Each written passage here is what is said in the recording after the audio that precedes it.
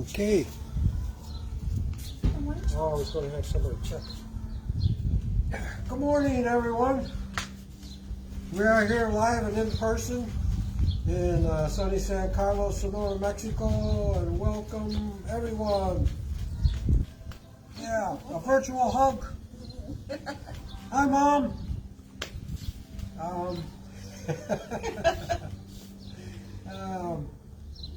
And we're gonna, as we all know, or you should know, this is Mother's Day.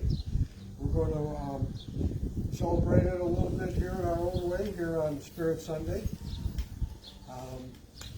I'm going to be introducing Alex. She's going to be sharing with us today. And for you, those of you who are just now joining in for the first time, I will give a short little introduction for Alex that you could know a little bit more about her. Oh, and for first timers, I'm Parson Bob. We're here at the Santa Maria Centro de Salud y Paz, St. Mary's Center for Health and Peace. This is here in San Carlos, Sonora. My partner Mary and I are caretakers here. And Alexandra, do you pronounce it Musser? Musser, Alexandra Musser. Is her credentials include being a public speaker, which she's going to do today. She's a writer and an online teacher of the Science of Mind principles. And as a licensed practitioner, she provides spiritually intuitive solutions and self-healing strategies. I had one, I think it was yesterday? Friday. 2 days ago. How'd that go for you? Hmm? How'd that go for you? Yeah. We sat down together and we have a meditation garden in the back. And we sat down there and she helped me with an issue I'm having. And she gave me homework though. I thought it was just going to be like 1 hour, bang, I'm done. But Have you been doing your homework? no, not yet. I'm thinking about it. Okay, good. That's the first step. That's the step first by step. step. Yes. Yeah, I think you even said that. Poco a poco. Yeah. Because she had some suggestions for my homework, and I'm integrating those with my own personal beliefs, and when they coalesce and come together, I'll really do the homework. She's a Masters of Consciousness student through the Holmes Institute, and an avid believer in the fact that spirituality and science are on track to soon meet up with each other in a new world that does indeed work for everyone. I'm on board for that. And I might add that she is bringing her energy and her enthusiasm and her talents and her experience to the Healing Center. And these Spirit Sundays are her first project with us. And we've been doing this now a couple of months now? Yes. The idea came at New Year's. Yeah, okay. And it's like I was overwhelmed, like that's 52 weeks, 52 times we have to do this a year. How are we going to do that? And so far so good. We've been on in one form or another every Sunday. And we're having fun, I think. Pretty much, yep. Absolutely. So, take it away, Alex. Thank you. Thank you, Bob and Mari. It's a joy to be here. As always, I just want to give a shout out to Carolyn Kelly, who was inspired to start this beautiful center. She's in Ashland, Oregon now. This beautiful center provides all different kinds of healing modalities. It is a healing sanctuary. All of the modalities are offered for free on a love donation basis. There is a meditation garden, a labyrinth. There are all kinds of things that people can take advantage of here on M Street in San Carlos. If you click the map on the Facebook page. It'll even speak out directions for you to get here. So we wouldn't be here enjoying this without beautiful Carolyn's inspiration from Mother Mary. So thank you and bless you for that. I always like to start out with a brief centering meditation. And so today we honor the feminine, we honor all mothers, and so in so doing, I'm just going to ask that you plant your feet firmly on Mother Earth, terra firma, and you give thanks. And you connect and you connect and you connect through the roots, your spiritual roots, the core of the earth and beyond. And I'm going to ask that in this holy moment you also connect to Mother Moon and to the sea, the feminine energy of the sea, the beautiful Sea of Cortez here. I'm going to suggest that you bring forth your loving recollection of your female ancestors that have nurtured you, trained you, taught you, inspired you. And say thank you. Thank you for all feminine energy, be it mother, grandmother, aunt, daughter, niece, granddaughter. We are all here together. And yes, we honor the male as well, knowing that in being male and female, we are all a little bit of both, because we are created in the likeness and image of the one. And so in this spirit of gratitude, I just honor our time together. I bless it and I affirm it by releasing it and speaking together. And so it is. Namaste. So I'd like to start with a couple of riddles. Mother's Day riddles. So what does a baby Egyptian say? I don't know Egyptian. I want my mummy. Oh no! So what did the mommy broom say to the baby broom?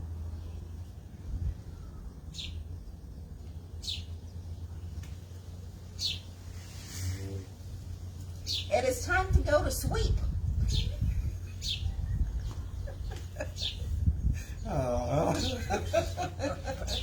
And what do you call a small mom? A small mom.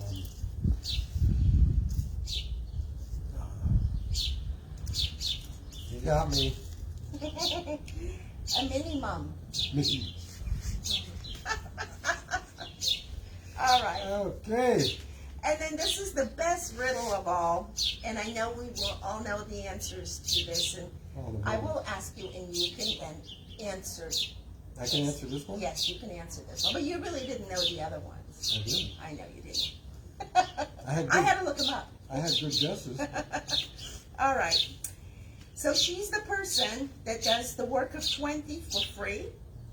She does wound care. She performs miraculous healings. She's a teacher. She's a therapist. She's a master negotiator. A short order cook. A dishwasher. A laundry mistress. She's in charge of all household custodial services. As Sergeant of Arms, she's the gatekeeper to everything and always has the final word. She works 24/7 for free, on top of a regular job, I might add. And she is powered by love. She's fueled by coffee. And in my case, in the case of some of my friends, sustained by wine. Who is she? Our mom. Yes, yes. So I want to start with the title of my talk, and I will answer this question at the end of my talk, and that is, why do some species eat their young? That has to be somewhere in the Mother's Day talk. But I want to dedicate this to all mothers, biological mothers or not, especially to mothers that are part of the adoption process, mothers that chose to make the greatest possible sacrifice and that is to bring a child into this world and to release her or him for their greatest good, to surrender this child to someone that will raise this child as their own. In many cases, people they did not know very well, in order to give this child a better opportunity for life. And also to those that adopt, and knowing that you bring another child into your home, and your only connection to this little being is an unexplainable spiritual connection. We, my husband and I, adopted our beautiful daughter at birth, and we're grateful every day for her birth mother that did this. We've stayed in touch through all these years, and we have watched this woman's amazing growth journey and how difficult it was for her to make that choice. And the right choice, whatever it is always fueled by a mother's love. So I want to talk a little bit about the decision that we made to adopt and why. So my husband and I were married when I was 36 and he was 38. And he thought he had been finished having children. And he was from a dairy family, and we went to a family reunion, and we sat next to one of his uncles. I forget his uncle's name right now, or I really don't, but I don't want to speak it into the room, because I'd rather describe this man's neck. This man had like a series of folds, and they were truly, truly red. And they had these little white, tiny, 1/8 of an inch prickly hairs sticking out. And I remember looking at him as he was talking about the way in which they go about artificially inseminating the cows. And the sperm comes in frozen syringes, and he describes this process. And my husband and I had considered artificial insemination for myself, or different ways, in which, because we wanted to start a family. He had 2 beautiful children at the time, but they were teenagers. And so shortly after that, I had a dream. And I had a dream that I was at the doctor's office in a little paper napkin dress, and it was cold, with my feetsies up in the fuzzy stirrups. And in comes this uncle with the syringe. And I'm like, ah! I wake up and I go, honey, we're adopting. So that was the story. And so I remember it as if it was, so our daughter's 28, she's turning 29, so this is a long time ago, right?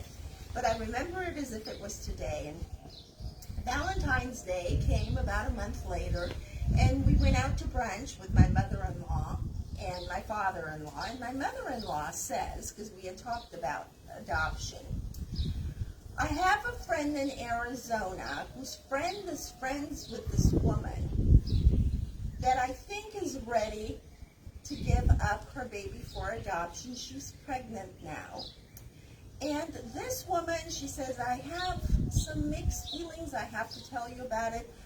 My mother-in-law was the most loving, non-judgmental woman, but she was a fundamental Christian, and so in some of this, there were some fears, and some of this fear was, well, this woman is a practicing Satanist, and she calls herself a witch, and she's also a neo-Nazi.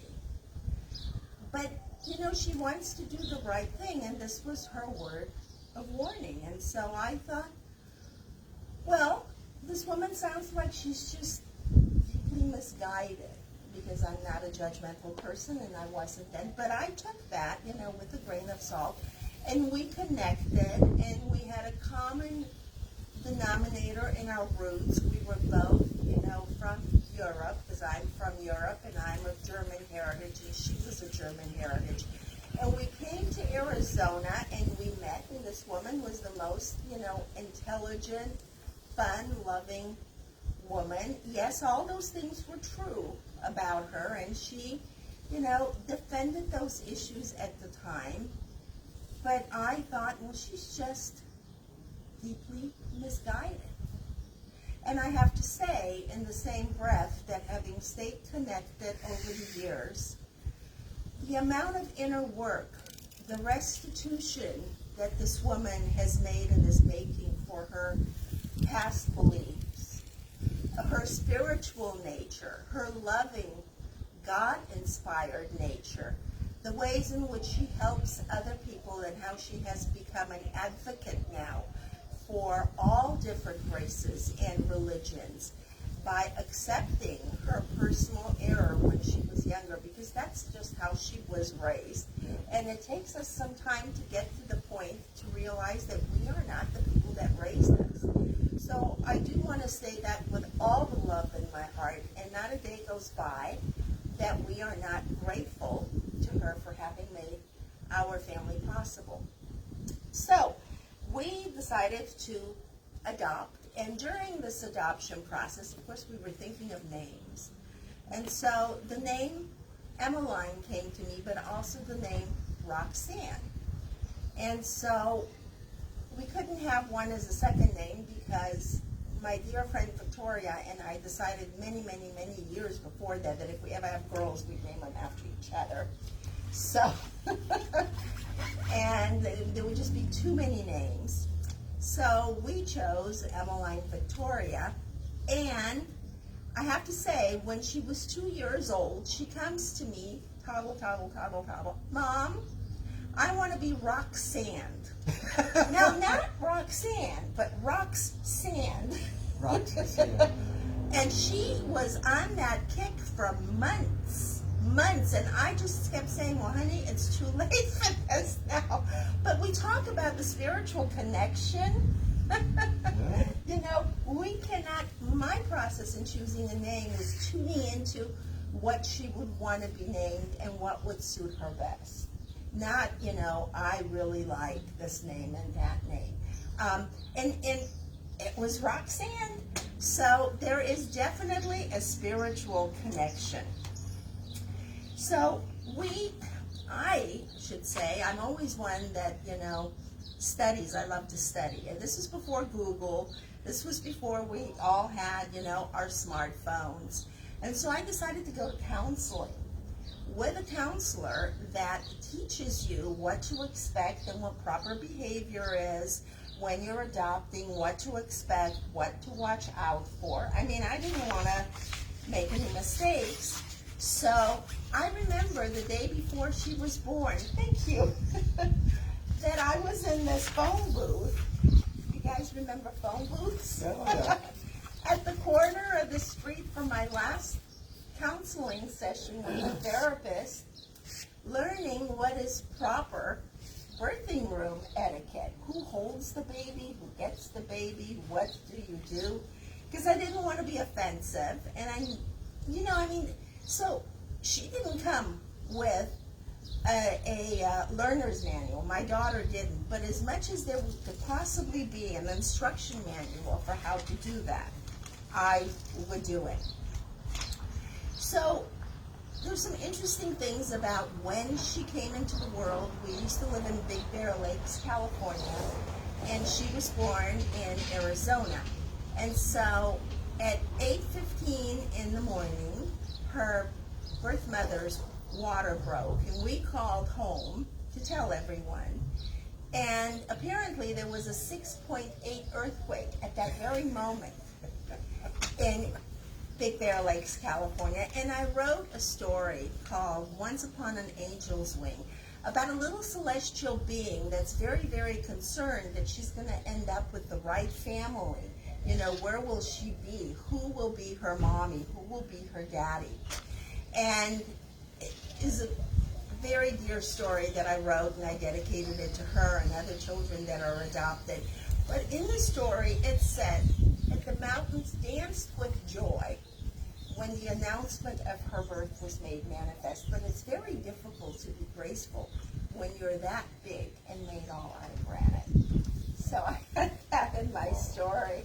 Yeah. She was born at 2:13 in the afternoon in room 213.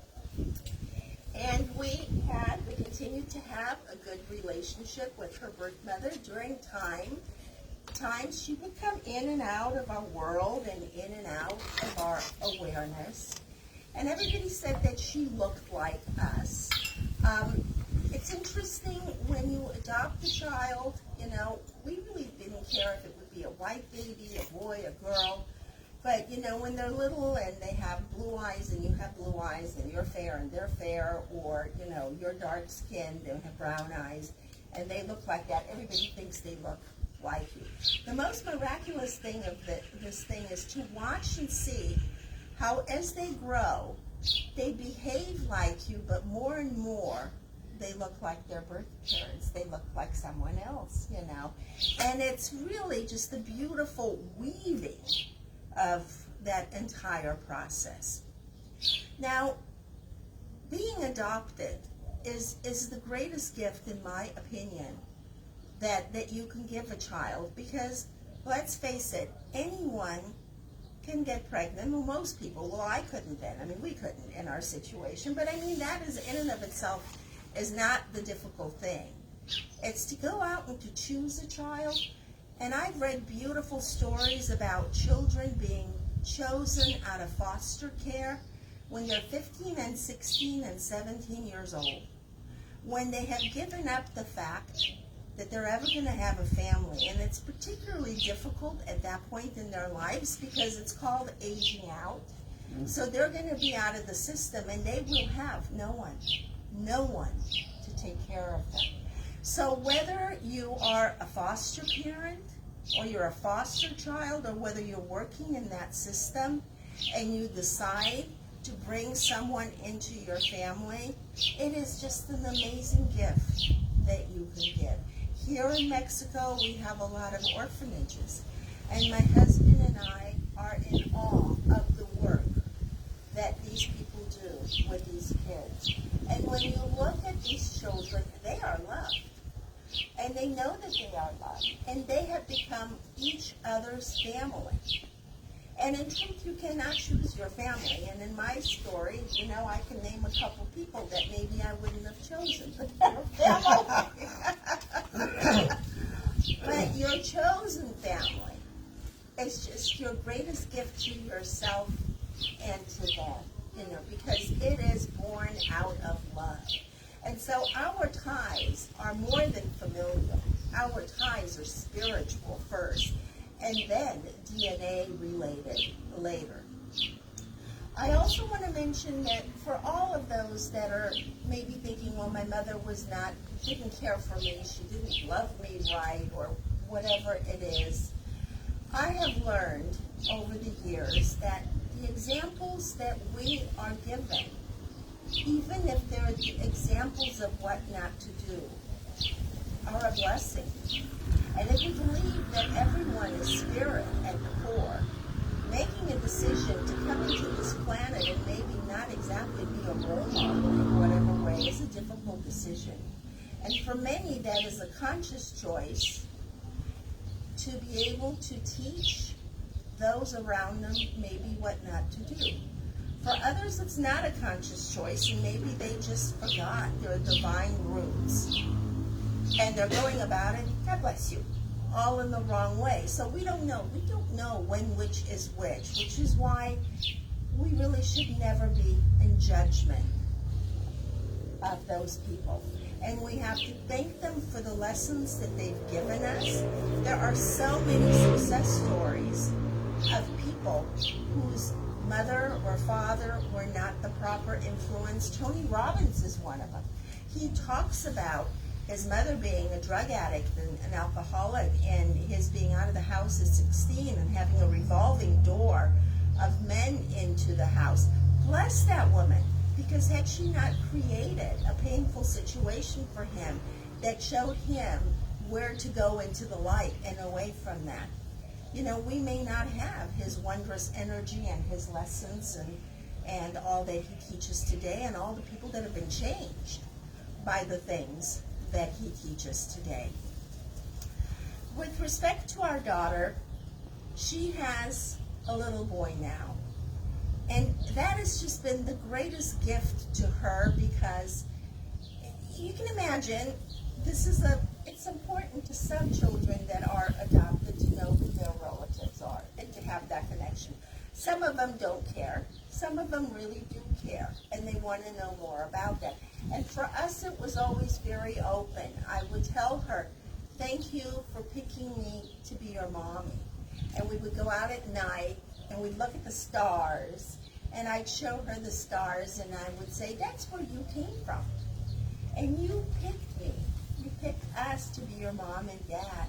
And she will say to this day, in a sweet moment of hugging, thank you for picking me to be your baby.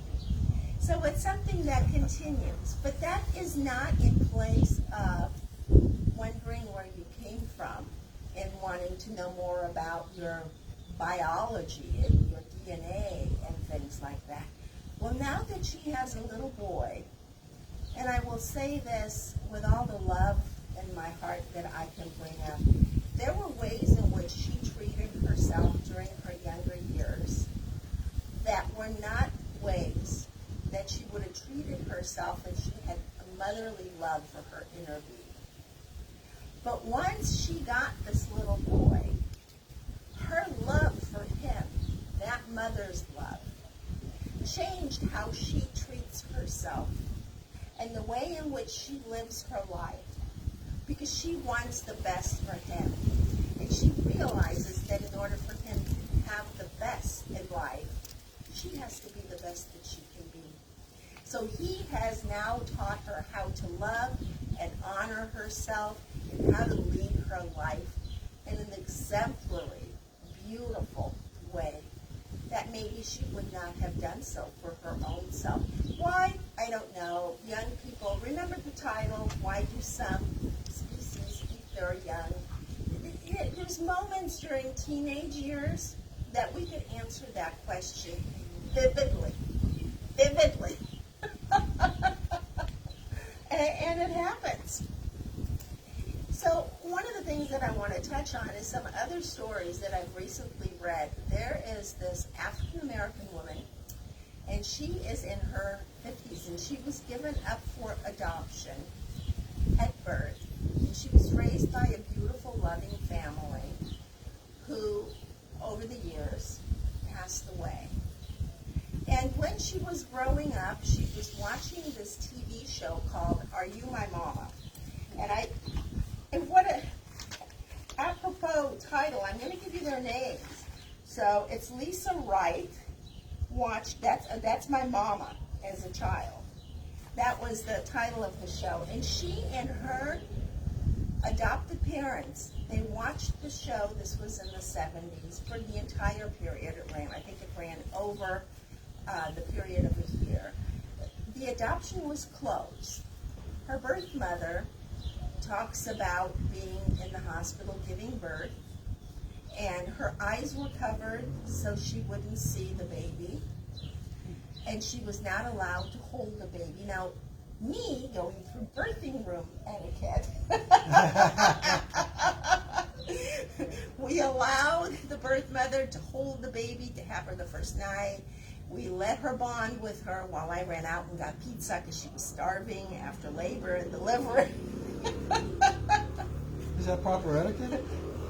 There was nothing in the etiquette manual that said I couldn't do that. They said be loving, be kind, be supportive, and allow them their time. And then she was hungry, and then I thought, because remember that she was born at 2:13 in the afternoon. No one had lunch. So yes. We need pizza. So we left them in the hospital together overnight, and when she came home, we had a nice little going away party with the birth mother's friends and our daughter. So the times have really changed is the whole point. So for them it was a closed adoption.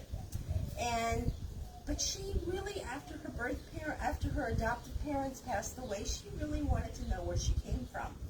So she did this DNA test, and the answer came back that she had an uncle. So she lived in Los Angeles, and the uncle lived in Los Angeles. So she called. She was very nervous. Our daughter found her birth father through Facebook because he had absconded many, many years back. The birth parents were not a couple. but and the uncle said, "Oh, we have been waiting for this call our entire lives." Wow. And then the next day, she was connected with her birth mother, and she found out that the birth mother was the actress in the show. That's my mama. Oh, boy. Yes. Yeah. Wow. So, I know, God bumps, right? I mean, we talk about spiritual connections. The whole family watched that show. But nobody knew anything until it was the proper time. So on this DNA test, I want to share a less than happy story. So when you go do these things and you get all excited, just be mindful.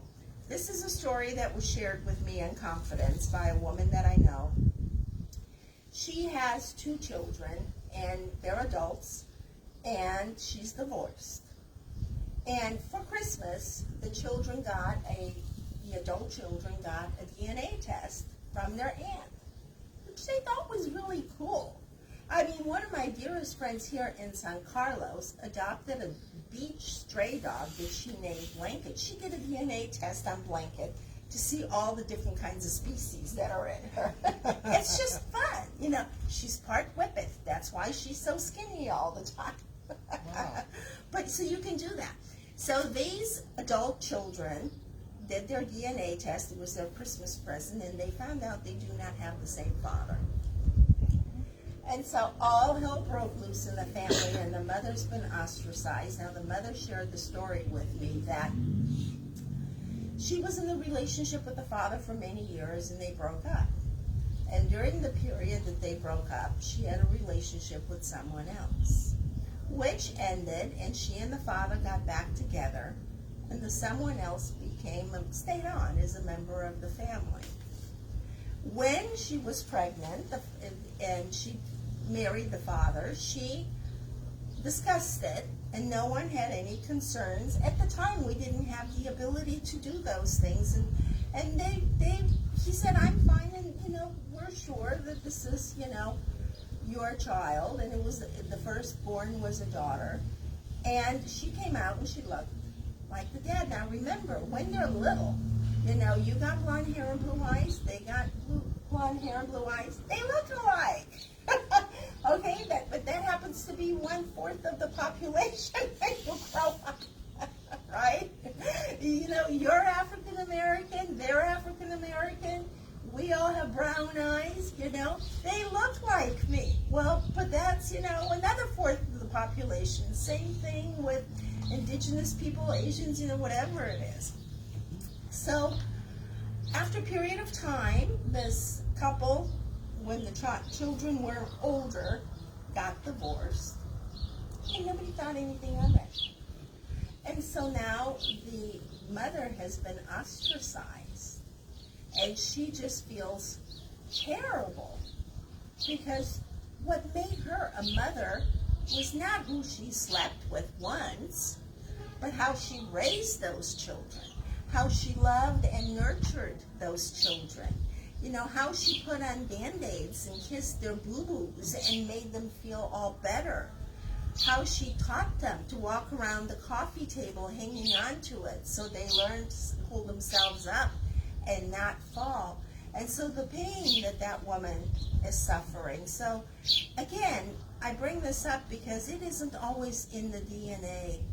That's not what makes us parents. What makes us parents is the spiritual role that we are directed to assume, and the spiritual connection that we have. Across continents, people have adopted children from Russia, from Asia.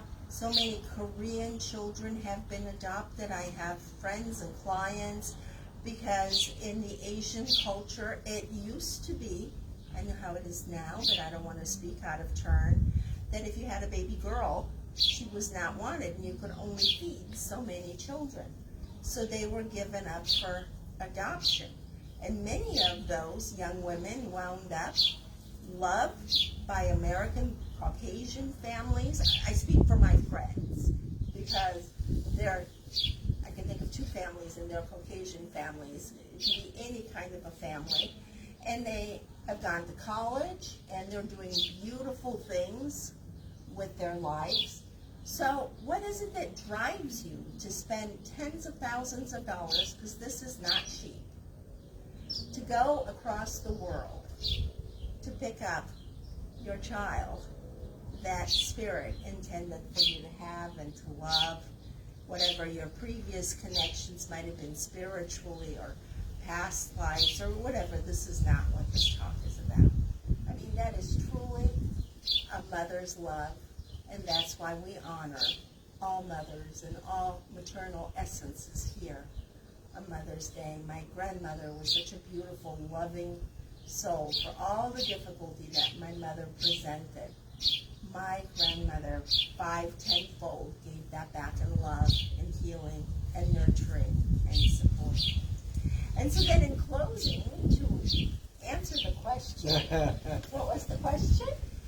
Something about pizza, no, eating, no, it had to do with food. The Why process do of, some species eat their young? So I had to Google that. And and apparently they know, and the siblings know, if there's something wrong with one, even though they might appear healthy. And it's for the preservation of the species. It is also true that because children don't come with the user's manual, many young mothers, chimpanzee mothers, for example, don't know how to be good mothers. They don't know how to nurse, their firstborns. And so they oftentimes pass away. That's why they continue to repeat the cycle of reproduction, because during their lives, we might have 2, 3, 4, whatever number of children, and we don't do this seasonally, right? Thank God. But they do, because there's such a high rate of infant mortality in their species. And there was a video, which I did not watch, but it was a baby egret. And the egret was being pecked to death by its siblings. And the mother was just preening herself. And the people that were taking the video thought surely the parents will put an end to this at some point here. And they didn't, and the baby egret died. They did some testing on the baby egret after it passed away. And they found out that even though it presented normal and healthy, there were some terrible things wrong with that little egret that it would not have lived.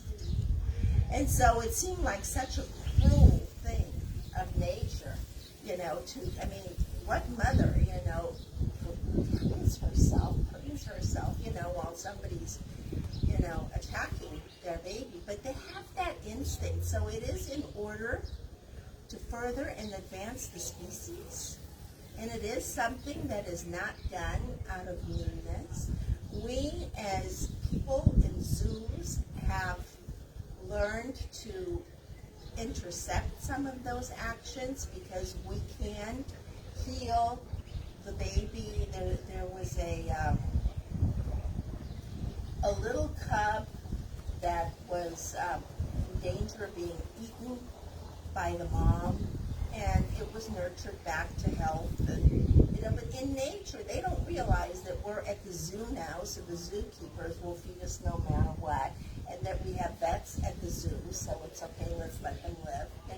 If you have a cub, a baby, a child that's not able to fend for itself, if you nurture it and stay with it, you will not be able to take care of the other babies and the other cubs and the other birds that you have. So anyways, it is not a human thing to do, and even though it sometimes appears attractive during teenage years, we just don't do that. But I had to address that, and it's just very interesting that also comes out of mother's love. In order to sustain the siblings, the cubs, the wee ones that are healthy, then the one that isn't healthy is not allowed to live, and it advances the species. So it is not an act of hunger like the pizza, or an act of cruelty, or anything like that. So again, blessings to all mothers, all the female energy that is there to sustain us and to love us.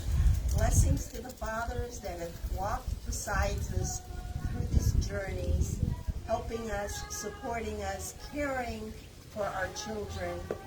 And bless all of those that have adopted and have surrendered for adoption their most beloved children. What a true and beautiful act of love. Thank you for this opportunity, and namaste. Thank you. That was wonderful. So, and a lot of good stuff in there. I was. I have to make sure that did I hear correctly that that your daughter was born in room 213 at 213 in the afternoon. Wow. Good. These are signs. Yeah. All these different things. I can't put a reason onto that, but for me, it just shows that what was happening was, for one, was right. It was intentional. It was a sign. Yes. I've been opening up myself to those signs. We all get those signs every day, and but we need to pay attention to them. Yes. And so, something like that, I know now where I am now, I would be paying attention to that because they happen. Yes. And it's not a coincidence. No, it's it's not the a coincidence. universe telling you are where you're supposed to be. Yeah, sometimes we need like thunderbolts and things. Other times, just little idiosyncrasies Yes. work too.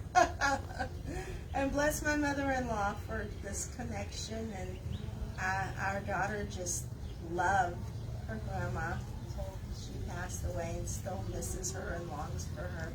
So it's all a series of family spiritual connections. Yes, Would you want to lead us into a meditation? I'd be honored to.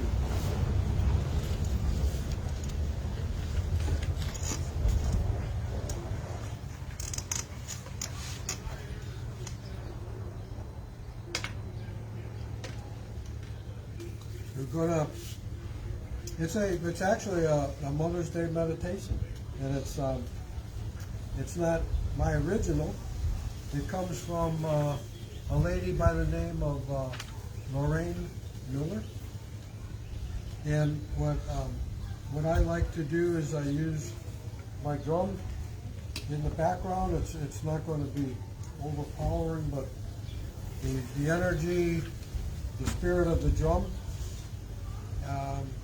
helps us to go to a place where the meditation is meaningful for us. And you can begin by, you can close your eyes. Try to be grounded. I like to ground as much as possible to the earth. I'm barefoot right now. That's not absolutely necessary, but if you can take your shoes off or your sandals off.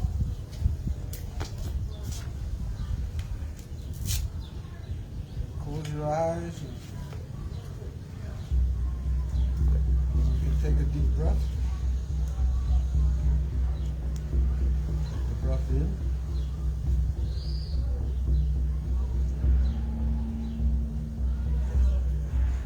As you exhale, you can imagine any stress or discomfort, anxiety, leaving your body, leaving your spirit. I would like you now to do this for 2 or 3 more breaths, and you allow each breath to go a little deeper.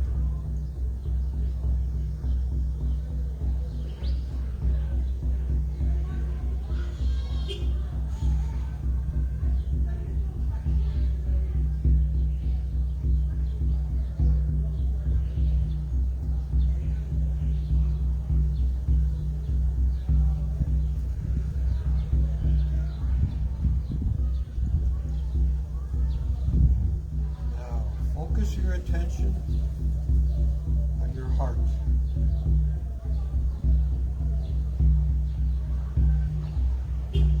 Think of someone who has been a mother to you. Either your actual mother, your birth mother, or another person in your life who has cared for you, loved you, and guided you to the person that you are now. You may also want to connect with the mother of us all, Mother Earth, Pachamama.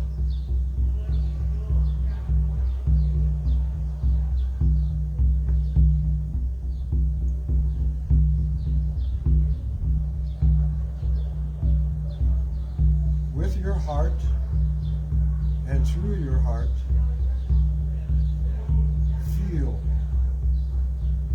feel the love that this mother has given to you.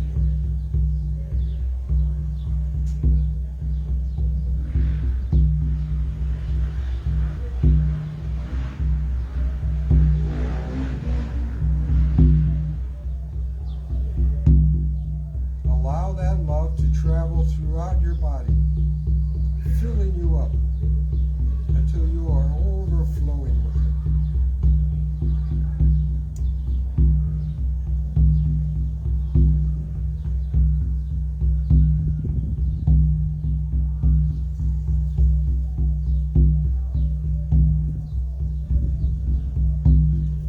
Now, take a moment to send this mother silent blessings.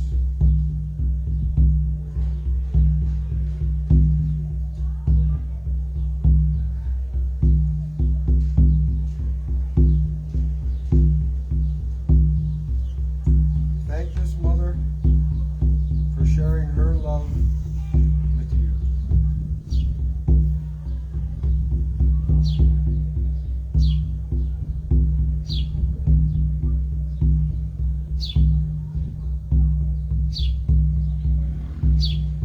Imagine this mother overflowing with joy because of you.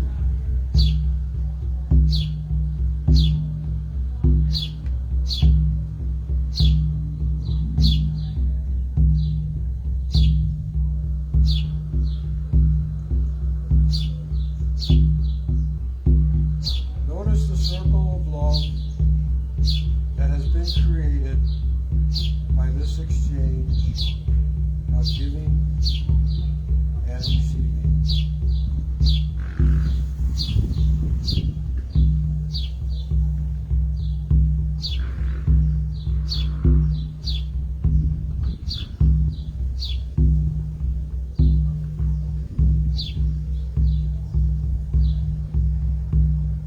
Using your heart and through your heart, extend this love to all the mothers and children of the world, of all species.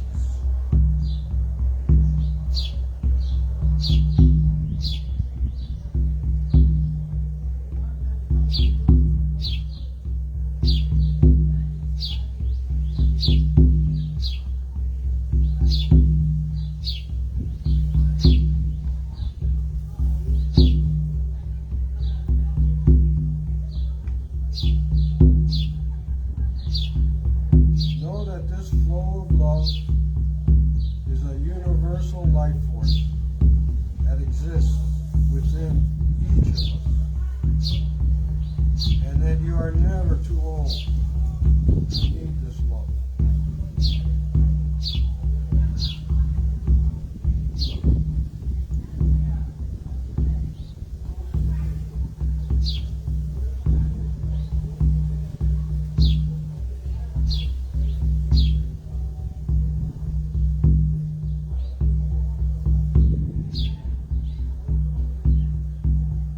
From the day you were born, you required this love to survive.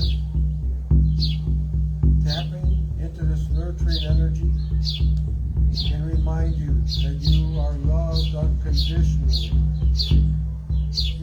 each and every day of your life.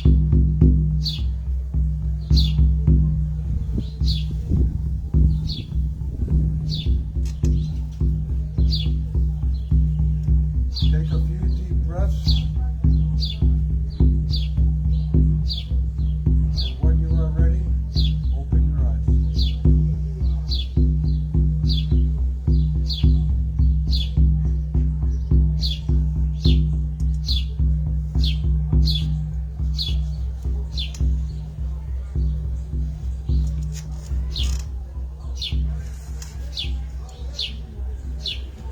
And so it is.